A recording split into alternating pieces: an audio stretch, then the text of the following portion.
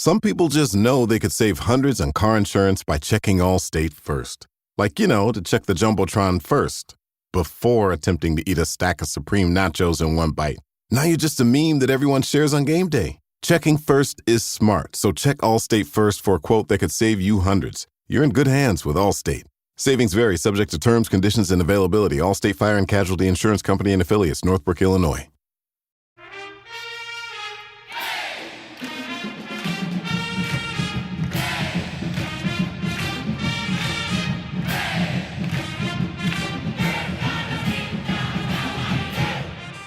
Hey there, Duke fans. Welcome to DBR Bites episode number 99.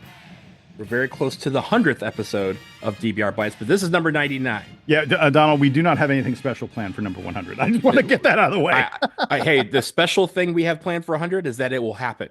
We will have a 100th episode because there's too much to do right now. I am Donald Wine. I'm the host for this episode. You just heard Jason Evans. Jason, you were still in Atlanta, but you were going to be going to Charlotte for the ACC tournament. So you'll be in the house for our game tomorrow. Are you packed? Are you ready to go? I've not packed yet.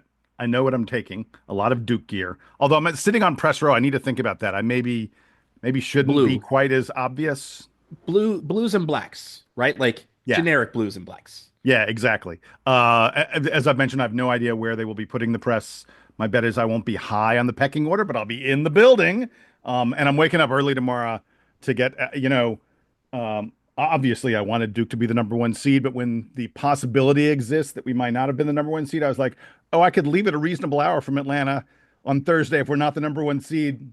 Instead, I'm leaving at like 7 a.m. Oh, well. I was going to say reasonably early. Yeah. We want it to be the noon game because the noon game means you're the number one seed on Thursday. And, of course, the number one seed, Duke Blue Devils, will take on the Georgia Tech Yellowjackets. They are the 8th seed. They defeated the 9 seed UVA Cavaliers today. And Jason, of course, we're going to get into what they've done since we last played them, but we have to go back to December 21st.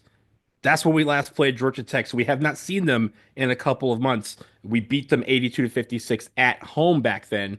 Since then, Georgia Tech 12-8. They have top 100 wins over Notre Dame, Louisville. They had a 3 OT win over Clemson just before Clemson beat us that week. And then also Stanford and Pitt. They've beaten them during the regular season as well. Bad losses. They have one really bad loss, and that was a couple of weeks ago. They lost by 15 to Boston College. That is kind of it's weird because they've had a string where they had a 4-game losing streak in early January. Right after that Boston College loss, they went on a 3-game win streak before losing to Wake Forest last weekend. And as I mentioned, a very close game, but they defeated Virginia just about an hour ago in the ACC tournament. They're 98th in KenPom, 113th in the net.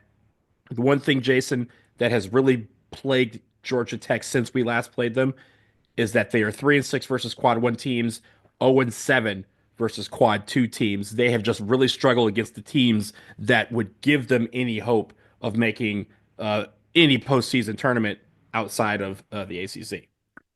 Yeah. To me, the important number, I will tell you right away that when the draw came out, I went, oh man, I really don't want Georgia Tech. This is the team. And I'll be honest. I mean, their team's ranked higher than them in the ACC that I'd be much happier playing. The key thing that you just mentioned about their schedule is you go, they're 3-6 in quad 1. Donald, they have 3 quad 1 victories. This is a Georgia Tech team that is absolutely capable of playing with good teams. They've got victories. You mentioned it very quickly. I want folks to understand and really hear it. They beat Louisville and Clemson this year. Louisville and Clemson lost to Duke, they lost to Duke, they lost to each other, and they lost to Georgia Tech. Didn't lose to UNC. The rest of the ACC? No. The only other team, other than the teams at the very top, that beat those clubs is Georgia Tech. Tech played a really good SEC team, Georgia, earlier this year. It was a very competitive game until Georgia kind of ran away a little bit late. Georgia Tech had a lead into the second half against a fairly good Oklahoma club that's also about to make the tournament. This is not a Georgia Tech team that is incapable of playing with good opponents. And remember, they beat Duke and UNC the year before, right? So the with a fear lot of the percentage same guys. Several of the fear their the key fear players percentage are they had. yeah. The Yeah. fear percentage they have, 0. Like they are not going to be afraid of walking into Charlotte and playing the Duke Blue Devils. And I think that's the important thing is we get in the mindset of we're the number 1 seed, but flashback a year ago, we were the 2 seed in the tournament and we lost in the very first night. So I feel like this is the game where we need to really hone in. And yes, it's a Georgia Tech team who is going to try and give us fits. Let's talk about what they've done on offense, what they've done on defense. Some of the players, this time of year, all that stuff kind of blends, Jason. So go ahead. Yeah. So it's worth noting. I'm not going to get too much into the advanced stats because I feel like this Georgia Tech team has been a bit of a different team lately than they were earlier in the year. They have, since Duke played them, certainly, but I mean, even earlier in the ACC schedule, this Georgia Tech club has won 8 out of their past 11 games. They've frankly been playing like, I don't know, top 5, top 6 in the ACC for the past month or so. I mentioned, of course, the victories over Louisville and Clemson that came back to back. By the way, the Clemson win was on the road. The game they beat Pitt was on the road. I mean, those are really impressive victories. But as we look at this, Georgia Tech team, I ran some of the advanced stats on them over the past month or so. They're better than they were earlier in the year, but it's not like there's nothing that's jumping out at you that you go, oh, they're doing this way different than they used to do it. They're not a very good offensive team. That's the very first thing that jumps out at you. Ken Pomeroy has them ranked 163rd in the nation on offense. That's right around the middle of every team in college basketball. They're not terrible, but they're not a good 3-point shooting team. They're not terrible, but they're not a good 2-point shooting team. They're a terrible free throw shooting team. I mean, really awful. 68.5% from the free throw line. But this is a Georgia Tech team that struggles a little bit to put the ball in the basket. They turn the ball over a lot. 17.5% of their possessions end in a turnover. They don't shoot a ton of 3-pointers, like, bottom 100 or so in the country in 3-pointers attempted. They are pretty good at driving the ball, penetrating the lane, passing to their teammates, and getting good looks that way. The best Georgia Tech offense is when they are moving the ball around and getting buckets on the inside. That is where they succeed the most. You mentioned the free throw percentage that they have, like 68%. That's over the course of the season. In the conference, it's actually been a little bit worse than that. They are the worst in the conference at free throw percentage. They're 3rd worst at turnover rate, 3rd worst at steal rate. And as you mentioned, even like the 2-point field goals, 49.2%, 33.7% from 3. All those are slightly down from some of the averages they have over the course of the year. So despite the fact that they're playing a little bit better lately, it again, metrics wise, is not lining up with that because some of their metrics are coming in a little bit slightly under their season average. Yeah, they're a better team on defense than they are on offense. I mentioned 163rd in the country on offense, 65th on defense. This is where they succeed the most. And the thing they do best on defense is they do a really nice job of keeping a hand in your face, staying in front of you, and forcing you to take difficult 2-point shots. Their 2-point field goal defense is 22nd in the nation. Now that is something that Duke usually excels at. Duke is a really good shooting team, both from 3 and from 2. And Georgia Tech's defense is built around forcing you into bad 2-pointers. They don't give up a lot of 3-pointers. They don't allow teams to, get a lot of assists against them. They try and make you go one-on-one against some guys who are some pretty good individual defenders. And that's how Georgia Tech succeeds. They don't get a lot of turnovers. Their turnover percentage on defense is really, really low, but they do a nice job of not fouling. They're not going to put you at the free throw line a bunch of the time. All right, let's talk a little bit about some of the players because one of the reasons I said I don't want to say I fear, but I was a little bit concerned about this Georgia Tech team is they've got several guys who are legit NBA prospects. When I look at this roster, I don't really understand why Georgia Tech wasn't better than they were this year. Because when I look at the individual players, there are a bunch of guys that I go, I'd love to have that guy on my team. That's a really good player. To me, it starts with Nathan George, who is their point guard. He was honorable mention All-ACC. I kind of feel like he should have maybe done a little better and made 3rd team All-ACC. He's had double-digit assists in 2 of their past 4 games. He almost had a triple-double today. His numbers in the game that they had today against Virginia, just listen, imagine if your point guard went out there and scored 13 points, had 10 rebounds and 8 assists, plus 2 steals and a block shot. Man, that's a heck of a game from a point guard. The other guy they have who's really good is Bai Ndongo. Bai Ndongo, I should say. Bai is he was third team All ACC. Bai is really good, and he's going to have a decision about the NBA when this season is all done. Against Virginia today, he went for 16 points, 10 rebounds, and 4 block shots. Man, come on. I mean, that is a real number for him. And Georgia Tech loves to get him the ball in the post, in the lane, moving to the basket, sometimes on the low post. Tech scores points in the paint. This is what Georgia Tech tries to do, and they try to do it for the most part by going to Bai Ndongo. In Ndongo, when we played him back in December, he had 14 points, a rebound, 4 assists, 2 blocks, and a steal. He was the guy that was all over the place. Yeah. On the other hand, you mentioned George, and you mentioned how George was that guy who almost had a triple-double today and has been excelling throughout most of the season. He only had 4 points against us back in December, 3 rebounds and 4 assists. But that was one of the reasons why we were able to really stifle their offenses, because George did not have a lot of room to operate. Ndongo was able to, especially cleaning up, getting a lot of not necessarily second chance points, but points in the paint. And the one thing I remember, Ryan Mutombo, 7'2", obviously the son of the late, great Dikembe Mutombo. He was the first guy that Man saw that was his size. And in that contest, edge Malawach. Ryan Mutombo with only 2 points in that game, but it really felt like that was a game where, okay, this is a chance for Malawach to really face someone who's his size, who's his height, and be able to take him on. And he was able to be successful doing that. Yeah, although I'm going to tell you that this Georgia Tech team does not go deep, and Ryan Mutombo didn't even play today against Virginia. As the season has moved on, Damon Stoudemire, the head coach at Georgia Tech, has picked out the guys he likes, and they play a ton of minutes. And this matters in the ACC tournament. On a 24-hour turnaround, Georgia Tech is going to have Lance Terry and Nathan George, who both played 40 minutes, played every single second of the game against Virginia. Bai Ndongo played 35 minutes. Duncan Powell played 34. Jaden Mustaf played 33. They only played 7 guys. Ibrahim Soare and Darian Sutton are the only guys who came off the bench, and they didn't play that much and frankly didn't impact the game very much at all. This Georgia Tech team has found 5 guys they like, and those guys are playing heavy minutes. That is a huge difference between what Duke does and what Georgia Tech is going to do. And again, I think it matters that these guys are going to have less than a 24-hour turnaround to when they play next. I did want to mention one thing really quick. I mentioned Duncan Powell, who had 21 points today, has turned into a really nice scorer for them. He was the runner-up for the ACC Sixth Man of the Year.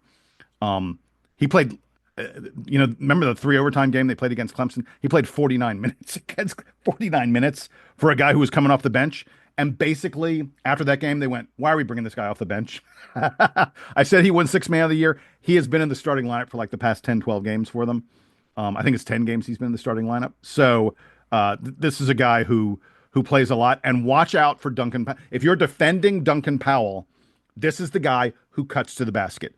When Nathan George and the other guys on Georgia Tech are driving into the lane, Duncan Powell is the guy who's making cuts and looking to get backdoor layups and stuff like that. And he's really good at it. He had 21 points today, led them in scoring against Virginia. Now, it's worth noting, they got blown out by Wake in their regular season finale over the weekend. He had 0 points in 35 minutes in that game. Talk about up and down. Dude scores 0 points on Saturday, comes back on Wednesday in the ACC tournament and leads your team with 21. This is a difficult Georgia Tech team to figure out. The one other guy I wanted to mention really quick, I said him a second ago, Lance Terry is their leading scorer. He averages 15 points per game. And he didn't have a very big game today. But, this Georgia Tech club relies on just a few guys. And their hope for beating Duke, I think, is that those few guys can, just carry things in a way that probably is unexpected. I imagine they need Lance Terry to do better than he did today. They're going to need, Duncan Powell to have another big game. I just don't know that Georgia Tech has the firepower to keep up with Duke. They scored 66 points today in beating Virginia. Virginia's not a defensive juggernaut. I think It's just going to be really the way Duke's been playing offense. It's going to be really, really tough to beat Duke unless you get at least into the 70s, mid 70s, maybe close to 80, because Duke's been so high octane on offense lately.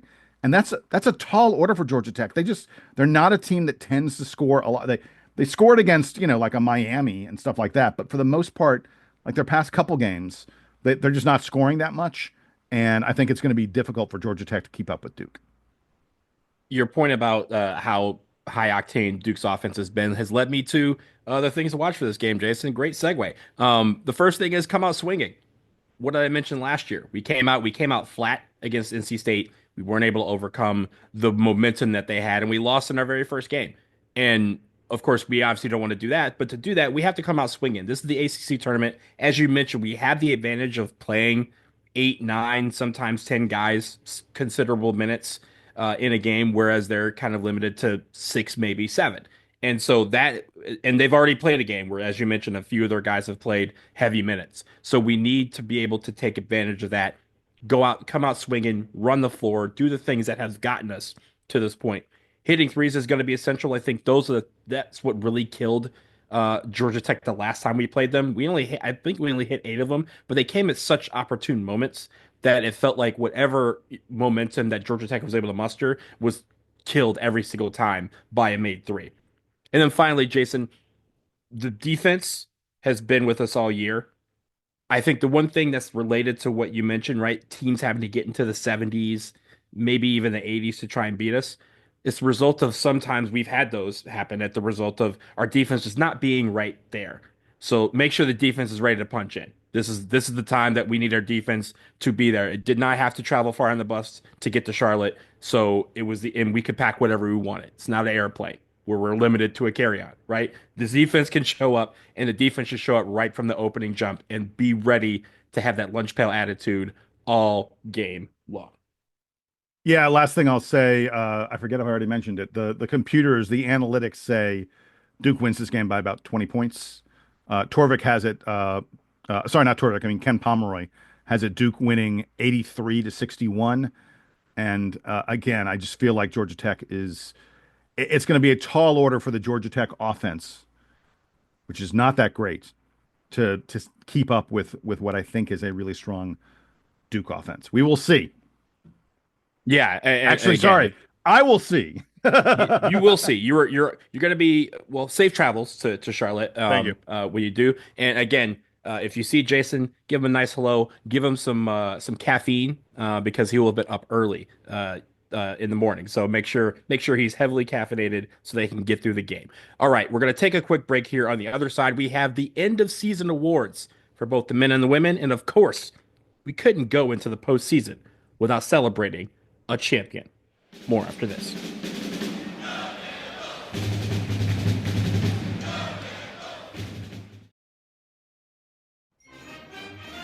Who's scoring big in the NBA this season? You are. With all the new ways to get in on the last month of action at DraftKings Sportsbook, an official sports betting partner of the NBA. Boy, that's right, Duke fans. From Zion Williamson rocking the rim to Jason Tatum draining threes, or Tyus and Trey Jones dishing out those assists. Get behind your favorite players and the prop bets you can make on DraftKings to keep things entertaining. So take it to the rack with DraftKings Sportsbook. Every point counts. Download the DraftKings Sportsbook app and use code DUKEBB. Yes, that's code DUKEBB for new customers to get $150 in bonus bets when you bet just $5. Only on DraftKings. The crown is yours. Gambling problem? Call 1-800-GAMBLER. In New York, call 877-8-HOPE-NY or text HOPE-NY 467-369. In Connecticut, help is available for problem gambling. Call 888-789-7777 or visit ccpg.org. Please play responsibly. On behalf of Boot Hill Casino and Resort in Kansas, 21 and over, age and eligibility varies by jurisdiction. Void in Ontario. Bonus bets expire 168 hours after issuance. For additional terms and responsible gaming resources, see dkng.co/audio.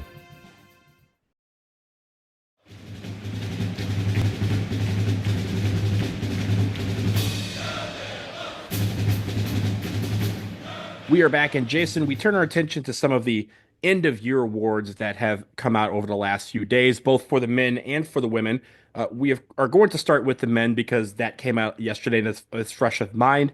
But of course, we need to start with Cooper Flagg. Cooper Flagg winning the ACC Player of the Year and the ACC Rookie of the Year. He makes the first team All ACC, first team All Rookie, and the All ACC Defensive Team, where somehow he only got 57 votes for that. We'll talk about some of the vote tallies in a minute. But Jason, first off, Cooper Flagg getting almost all everything in the ACC.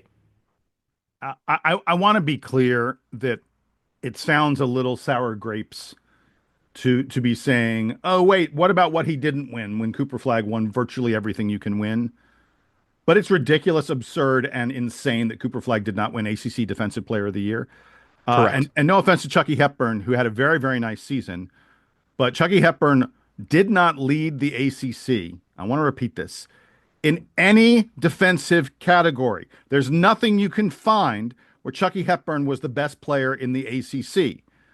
On the other hand, Cooper Flagg led the ACC in defensive win shares, in defensive box plus minus, in defensive ranking, in defensive basketball BPR, whatever I don't even know what DBPR is. It's some advanced stat. He led the ACC in blocks plus steals. He's first nationally in defensive win shares. He's first nationally in a bunch of these other stats, including blocks plus steals, stocks, as it's called. This is what... How did the voters look at Defensive Player of the Year and say, oh, the best defense in the ACC, led by the best defensive player in the ACC, that's not what I'm voting for? I'll tell you how. It's because they had Flagg fatigue. They'd written down his name so many times already. They were like, oh, there are 18 teams. We can't ignore all the other teams. Well, as a result, you're going to look foolish someday when Cooper Flagg is winning NBA Defensive Player of the Year and people look back and go, he didn't win ACC. Because by the way, he's probably going to win National Defensive Player of the Year and he doesn't win in his conference. It's silly. It's stupid. And like I said, I don't want to be like the Duke guy who's like, oh, Seon James didn't make third team All-ACC. Yes, I think every one of our guys. I think the 5 Duke guys should have been the 5 guys in the first team All-ACC. Correct. Yeah. And Isaiah Evans and Malik Brown. We can say that. So. Right. Isaiah Evans and Malik Brown should have tied for 6th Man of the Year. That's what I think. But that's not realistic. However, I think overlooking Cooper Flagg for Defensive Player of the Year is the most egregious mistake that was made by the voters. It certainly was. We'll talk about a couple others that we think are maybe less egregious, but it's still things we want to complain about. But that one's dumb. And I don't know if you were watching. We were watching the Georgia Tech Virginia game, and they were talking about the end of season awards. They mentioned that Cooper Flagg was not Defensive Player of the Year, and Dave O'Brien and Corey Alexander were both like, some people say he can't win everything, and Corey Alexander immediately goes, oh, he can. He absolutely can if he's the best at everything. And he was. He was the best player in this conference in several categories. He led Duke in all 5 stats, the main stats. So the best team, the best defense, had this best player finish second to, and I think, again, there are 81 votes for all these awards, for all these teams. And he got 57 votes for the All-ACC Defensive Team. There are 23 people who decided that he wasn't even worth being on the All-ACC Defensive Team. That's insane. That is insane. So there's that. If I can really quick, you just identified one of the problems with this whole process, which is that the way the ACC awards are voted on, each team, each coach gets a vote. And by the way, they're not allowed to vote. There's no unanimous. You're not allowed to vote for your own player. So John Shire could never write down Cooper Flagg's name or Tyrese Proctor's name or Con Knipple or anything like that. So there's no such thing as unanimous anymore. The other thing is each team picks 3 media people to also get votes. It is up to the team to decide who those media people are. And in many cases, they tend to pick, no offense, homers. Like, it's possible, if they wanted, Duke could pick you or me to have an All-ACC vote. Honestly, you and I shouldn't have an All-ACC vote. We are clearly Duke homers. We are clearly people who favor Duke. I would try, if I got one, I would try and be very objective about it, and I would do my best to have the proper ballot. And I'm not saying this applies to everyone who gets a vote, but there are teams who pick, the blogger, the guy who writes about their team all the time, who is biased for their team as the person who's going to get an all-ACC vote. And that is how especially when it's close, right? Yeah. Especially when some of these votes could be close. Like, hey, if I can stack this deck, I know I got at least 4 votes, or I'm sorry, 3 votes that can help my players. Yeah, I think it's a mistake in the process.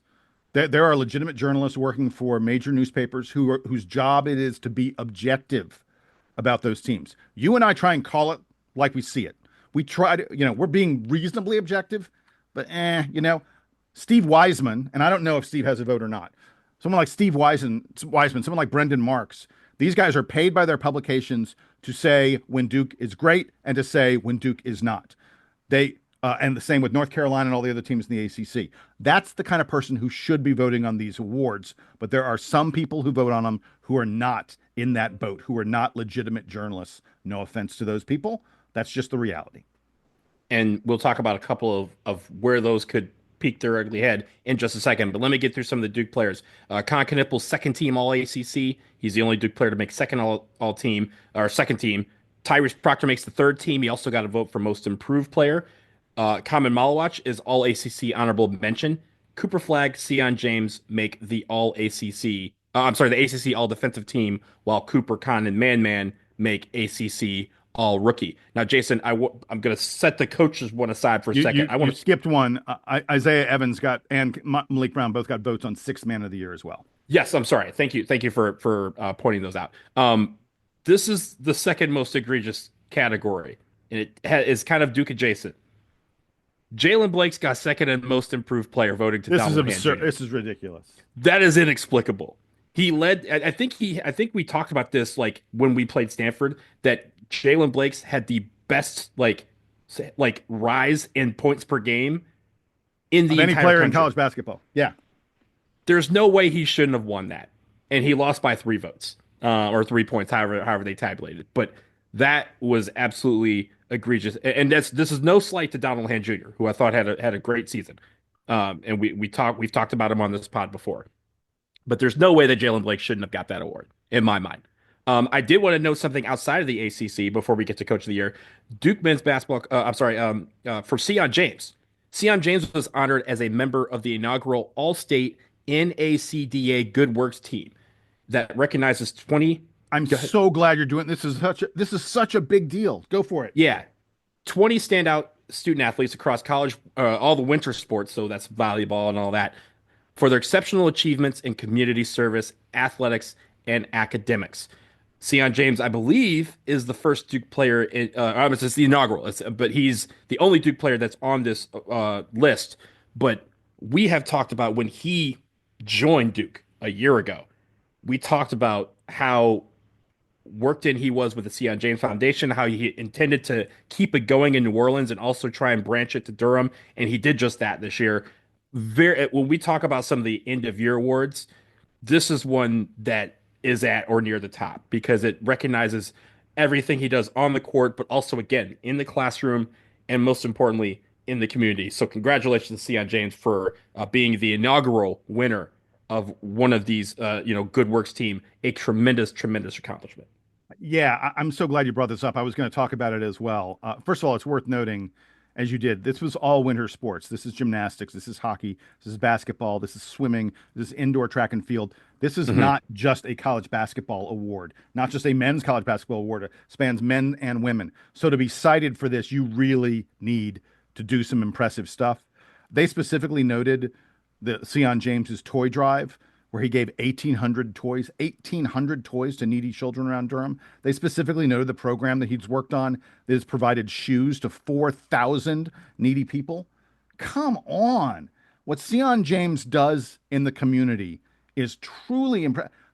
You should be, Duke fans, so damn proud to have this guy in our team. He could be riding the bench and not playing, and you would be incredibly proud of the impact he's having for him to be a great basketball player is like a bonus when you consider all the things he does in the community.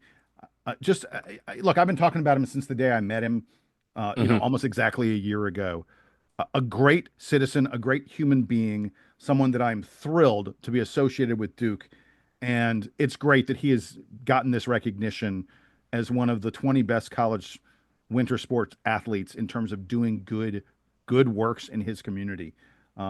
We should talk about this one for a long, long time, Donald. It's a big deal. Yeah. And again, I think the thing that's most impressive of all this is, yes, he had all this stuff he had to do with basketball and his academics, but he was able to maintain his foundation in not one but two cities. Like he's still maintained it in New Orleans, and he doesn't live there anymore. It could have been very easy for him to say, "Hey, I'm really sorry. I got to concentrate on Durham since I'm here, and I hope to pick this back up at some point." But he didn't. He continued to stretch it and do both of them, which I think is incredible. One last thing before we get done with all the awards. We forgot to shout and scream and be really angry that Jon Scheyer did not win ACC Coach of the Year. I was just going to come up with that. First off, I wanted to talk about the sixth man of the year real quick because Jeremiah Wilkinson won with 22 votes. You mentioned Duncan Powell was second. Ian Jackson of North Carolina was third. Malik Brown was fourth. Isaiah Evans was sixth. I only say this because Malik Brown is the first person that I just read on that list who didn't start any games. The sixth man is a person who does not start games. So there's that. Now let's be angry about Coach of the Year. Jason, you go first. I want to congratulate Pat Kelsey on having a heck of a season at Louisville. Completely rebuilt the roster from scratch, exceeded expectations. And shouts to Brad Brownell too, right? Like 18-2 is a tremendous. Again, there's only 3 teams that have done it, and we just talked about 2 of them, and Duke is the third one. Only 3 teams that have ever done 18 wins. I just think it's a fabulous job by Pat Kelsey in a year where the ACC needed some team to come along and impress better than expected. I think there's little question that Louisville was that club this year.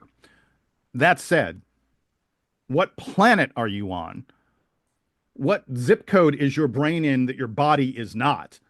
That you would not vote for Jon Scheyer for ACC Coach of the Year in a year when Jon Scheyer set a record for victories in the ACC, in a year when Jon Scheyer did something that everyone else in the profession thinks is insane. He counted on freshmen.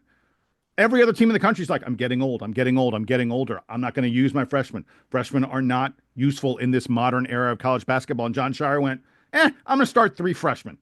I'm going to build my entire team around 2 freshmen. Because frankly, this team is built around Cooper Flagg and Con Knipple. Those are the 2 highest usage guys on this team for Duke. Jon Scheyer has a roster where he had only 2 rotation players return. I mean, everyone's like, Pat Kelsey carved this team together. Excuse me, just because Seon James. So did Jon Scheyer. Yeah. Just because Seon James has been in college basketball for 5 years, he hasn't played with this team before. Malik Brown hasn't played with this team before. Mason Gillis hasn't played with this team before. These guys were all brand new to each other, with the exception of Proctor and Foster, who are taking on brand new roles.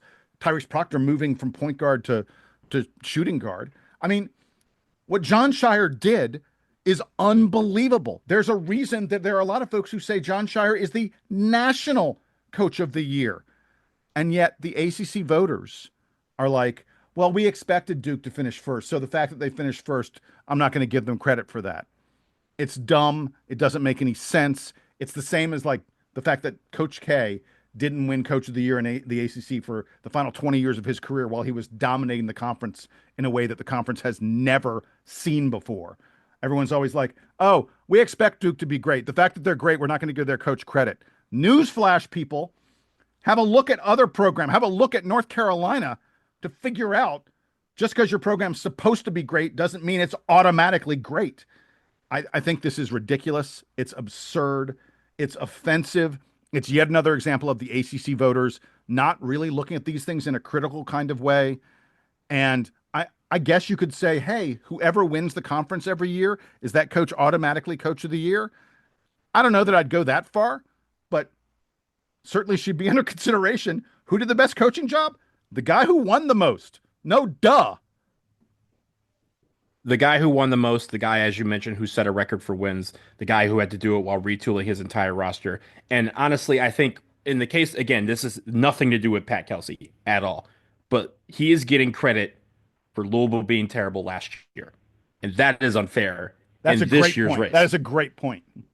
That's the long and short of it. Duke is not getting credit for what they did last year, but Louisville is. Well, we're getting a demerit. Because Duke is always great. It doesn't matter that John Shire's made them even better this year than they have been in a while. No, that's the thing, right? We went 19-1 in the conference. What did John have to do to win this award? Because he's literally a floor sip away from going 20-0 in the conference. Would that have been enough? According to these votes, Pat Kelsey had 47 votes and John Shire had 25. The answer is no. So what else does he have to do? And the problem is if Duke happens to falter, right?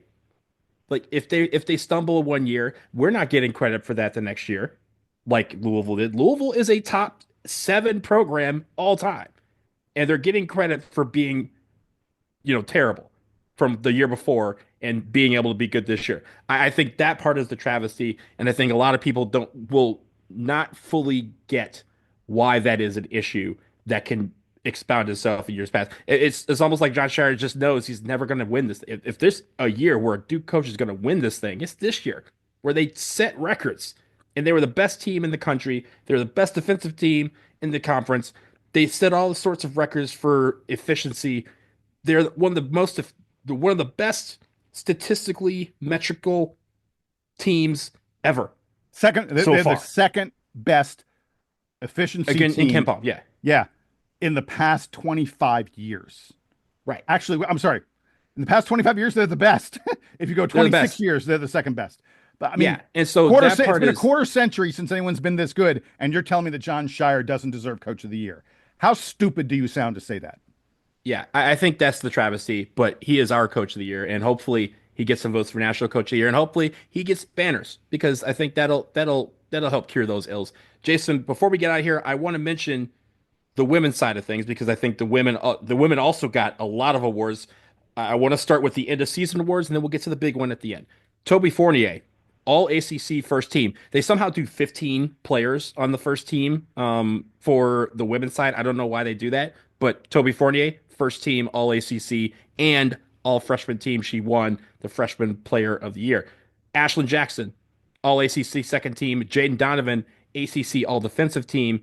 And Olu Akwunanoa was second in sixth player of the year voting to Danny Carnegie.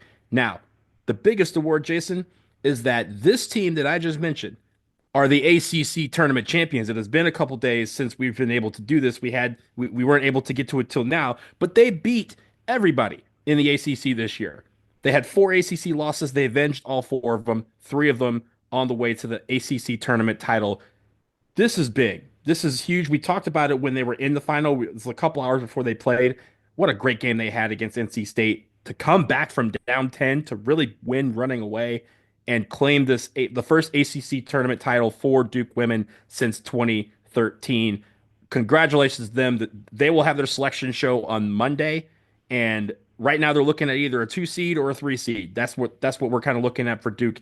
But make no mistake, they are entering on a high, and they're entering. We said don't let the Blue Devils get hot. The Duke women are hot right now, and they are probably the scariest team, one of the scariest teams in women's college basketball. Jason, Kara Lawson has done a hell of a job with this team. We're not gonna fight about the ACC Coach of the Year, except to note that I could be wrong, but I think that she didn't get any votes. At least she did not. They listed the top 3. I don't know if there were people beyond that, but she was not one of the top 3. Little bit ridiculous, but whatever. After just saying that, what do we know? We're just Duke guys. So yeah, after just saying that John Shire deserves it for winning the conference, I can't really make the argument. But I think Kara Lawson has done a heck of a job with this team this year, because as you noted, Toby Fournier is just a freshman, and Duke built a lot of what they did this year around her. And I also want to note, just looking at the ACC release, the fact that there are 15 players in the first team, I think there are 10 on the second team. It is pretty weird looking. It like Notre Dame has 3 players on the All-ACC first team. NC State has 3 players in the All-ACC first team field, but like, wait, how many players? I don't know. I'm not. I'm all in favor of people getting more awards and everybody gets a nice trophy that they has the nice engraving on it and stuff like that. But 15 players in the first team, I'm not sure where that math is coming from. I guess but Toby's one of them. So there are we're 15 cool players with on a team. 15 scholarships. So maybe that's why it makes sense. I guess I don't know. I mean, if they did it on the men's side, we'd have like 9 guys on the team. That's probably why they haven't done it yet. But exactly. but again, this is the great time of year, ladies and gentlemen. We have the ACC tournament coming up. Jason is going to be in the building. We have the NCAA tournament on both the men's and women's side. Selection Sunday is just a few days away, and then for the women on Monday, we are going to be talking a lot over the next week. If you are sick of us by selection show, it's because we have done our job and Duke has done their job because they just keep winning day after day, Jason.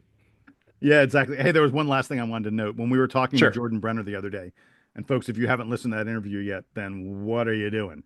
Jordan is so good. But we were talking to Jordan, and Donald, you mentioned that Duke had ascended again to the #1 ranking. With Duke reaching #1 this year, it means, and get ready for this stat, if you are someone who attended Duke University for 4 years, if you're a student who was at Duke freshman through senior year, in any class since the class of 1986, that's before I was, that's actually my freshman year, but seniors in the class of, everyone from, if you were at Duke from 1986 through present, and you were there for at least 4 years, at some point, you were rooting for the #1 team in the land. That's crazy. That's just, I mean, it is a bonkers, insane stat. Basically, if you go to Duke at some point, your team will be the favorite to win the national title. How crazy is this? It's a great thing. I know we hang banners for like end of season, I guess end of regular season #1. Yeah, which would, I don't know if this counts, or I don't know if no, they it'll be count the after the ACC tournament. If Selection we're #1 on selection show, Monday, yeah. So we'll I mean, hopefully, again, if we're #1, that means we probably went through the ACC and won it. So let's go ahead and do that. Again, Jason will be on site for all the games. Try and find him. I don't know if he's gonna. Are you gonna do a meetup of some sort? It's gonna be kind of busy, I know. Yeah, it's gonna be really, really busy, and you and I need to record our podcast. I've got a life, and I've got other things I've got to do. If I do a meetup, it'll probably be on Saturday. Fingers crossed that Duke is there. We presume nothing on this podcast, because I think that's probably the day that's most likely to have Duke fans hanging out. And so I'll get the lay of the land and see if I can figure out a place to perhaps connect with a few of you folks. Assuming Duke makes it to Saturday. So another reason to root for Duke in this tournament, you might get to meet Jason on Saturday. It works out in Charlotte, baby. In Charlotte. So we will be back after the Georgia Tech game at some point to hopefully recap that and preview the next game. But we will at least be recapping the Georgia Tech game. Until then, he is Jason. I'm Donald. That sound you hear is the Duke band. They're playing us out and they're taking us to Charlotte. Go Devils.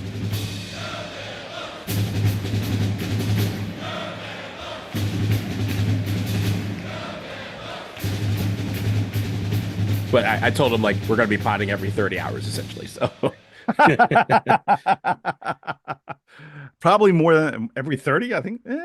Yeah, on average. Yeah, you know, like something pretty close. We'll sleep. Maybe do some work here and there. What number are we? 704. So, you know, I have a movie pod that I do with a couple film critic friends of mine. Saw an amazing, I mean, Donald, you have to see. Steven Soderbergh has a new film starring Michael Fassbender called Black Bag. I think it comes out this weekend. Yeah. So I saw it last night. It's like maybe the best Soderbergh film since Logan Lucky or Ocean's 11. I mean, it's just a really, really good movie. So I was talking to my buddies, my film critic friends were like, "Oh, we got a pod about this." And I was like, "No, I have no time." They're like, I will "What about say Thursday?" And I'm like, I don't know. I could pod instead of doing dinner at like 5:30 or 6 o'clock, maybe. So not every day, but yeah, try to do it every day because it gives me a nice little mental break. I don't know if you've heard of Movie Grid. It's kind of like Immaculate Grid, but for movies. Oh, really? I need to do that. It's pretty cool. I didn't know such a thing existed. That's awesome. I didn't either. I think my friends were doing it at some point and I stumbled upon it. But Michael Fassbender and Steven Soderbergh are two people who are like, yo, love their stuff. Could not tell you half the stuff that they've done, right? Half of the movie roles and stuff. But like, Contagion, for example, I know is a Soderbergh film. Love Yeah. Contagion. But if you ask me, like, name all the Soderbergh films, I'm like, No. Contagion. There's way too many. And Well, no, it's he not also, even many. It's not even many, right? It's like when you said Ocean's 11, I'm like, oh yeah, I forgot that's his movie, right? Like that sort of thing. Where it's a movie where you're clearly like, yes, I've seen the movie. Yes, I like the movie. I did not know that was his. Michael Fassbender, love him. In some of the other flicks. Oh, he's in that one. Oh yeah, didn't know. Had no idea. Well, I think Soderbergh, especially because he tends to try to work outside of the studio system, like he does independent stuff, and then he gets a big studio to distribute it. So he makes a lot of smaller stuff that maybe you don't hear that much about. Like when I tell you, oh, he did Aaron Brockovich, he did Ocean's 11, you're like, oh, that guy must make big studio movies. No, he then makes a string of like 8 or 10 movies in a row that get very little distribution. You don't hear very much about them. He's a really interesting director in that kind of way. And Anyway. he doesn't have like a style, right? Like in my mind that immediately identifies it as a Soderbergh film. Like when you Yeah, have like a he Christopher does. Nolan film, I know what those films look like. Like Yeah. first I five mean, seconds, like Nolan, right? Like Michael Mann when he was big in the 2000s, we had like Collateral and Miami Vice, like a right. distinct like first 10 seconds, like Michael Mann film, understood. Michael Bay, right? Those films, you know what those films are. And he doesn't have like the style where it immediately presents the stuff as, oh, Soderbergh, cool. Like that sort of thing. Yeah, no, I hear you. I hear you. Anyway, just trust me. See Black Bag. It's Okay. really good. We'll The add to dialogue. list. David Kep is the guy who wrote the screenplay. It's such a good script. If you look up David Kep, you'll be like, he did that. He did that. Oh my God. Mhm. Huge screenwriter. This is where Movie Grid comes in, Jason. Movie Grid. Since this is probably going post credit, everyone go to Movie Grid. Yeah, Tell me right. how you do. Yeah, this is one of his better scripts, and this is a guy who has a history of writing some really. He's also done some bad stuff. He's done all the recent Indiana Jones movies, some of which are good, some of which are not as good. Anyway, Right. see it. Good film. We'll add to list for mid-April. Yeah, you'll get it on streaming. You're gonna be a little bit busy between now and mid-April, hopefully. We hope so.